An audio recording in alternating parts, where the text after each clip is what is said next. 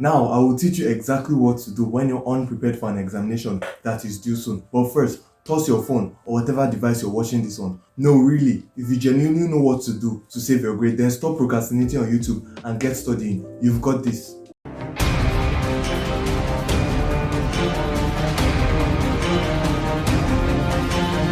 If you're still here, then you have no idea or how to get prepared in such a brief time. Stick to the end and I'll be handing you a step-by-step checklist to follow when you find yourself in this situation. The path to tackling this problem is divided into 3 steps, namely, get in the right mindset, analyze the situation, and take action. Your mind is a crucial factor in influencing the outcome of writing an examination you're mostly unprepared for. If you're not in the right frame of mind, odds are you would get stressed. You would procrastinate because you're stressed. Then that will cause you to be more stressed. Then you're anxious, you're jittery, you have anxiety, and now you're just hating yourself. Calm down, breathe. You won't be able to move forward without clearing your mind. So let's look at the facts. It's easier to face this exam than to invent time travel. Whatever happened to you to get to this point cannot be reversed, and you're more likely to save your grades when you're calm and composed. So put on your adult pants and let's save your grades. Ask yourself these questions. How much time do you have? And what's the nature of the subject? How much time you have will determine the approach you will take. If you have less than 2 days before the exam, you're going to have to just cram through. The tip is to not start writing the exam immediately, but to dump all the information you have in your head onto the paper so that when you start the exam, you don't forget all that you've crammed. However, if you have a few weeks left, you may focus on understanding key concepts and building relationships between the major ideas. This way, you can establish greater understanding of the course. The nature of the subject will determine the material you should study. For a fact-heavy course, you should study keyword banks and section summaries to get all your facts and definitions right.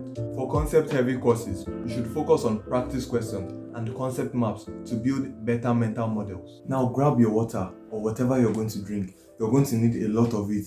Designate time, enough time to crush this study session, and please stay far away from any source of distraction, especially your phone. Follow this checklist and you will raise your grades. Step 1. Find a study location.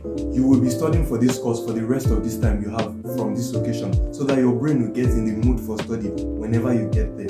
Step 2. Scan the material. Look for highlights, examples, and important points. Generate a general idea of what you're about to study. Step 3. Write down all the topics and group them according to what I call the Isaac matrix.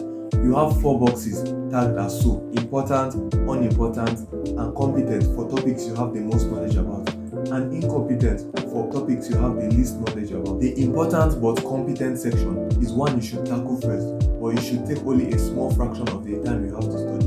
Blot out everything you know about these topics without referring to the material. It might seem hard, but trust me, you're solidifying the knowledge you already have.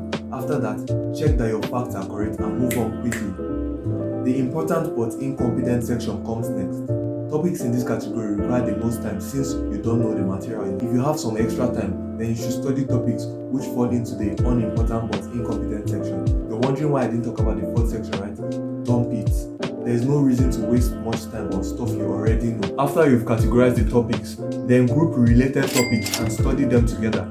Find similarities and differences between concepts. This develops better mental models and speeds up understanding. For example, say I have 2 topics, supply and demand. I will take the 2 topics and learn the definitions at the same time, saying supply is the quantity of goods that the supplier is willing and able to provide to the marketplace, while demand is the quantity of goods that the customers are willing and able to purchase. This has created a relationship in my brain and I'm more likely to remember them. Step 5. Answer practice questions, and lots of them. In fact, if you have just a few hours to the exam, you should spend most of your time answering past questions, end of chapter questions, or relevant questions on the internet. It might be hard because, of course, you barely know anything about the topic, but the more you answer questions and search for the answers, the better chance you have at saving your grade. Now, there are many reasons why you might be unprepared at this time. Sometimes life gets in the way, and I've been there as well. However, when you have the option or can create one, it is more beneficial to be prepared long before the exam.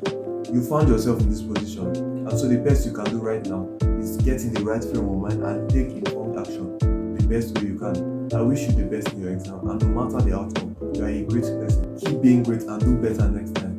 Cheers.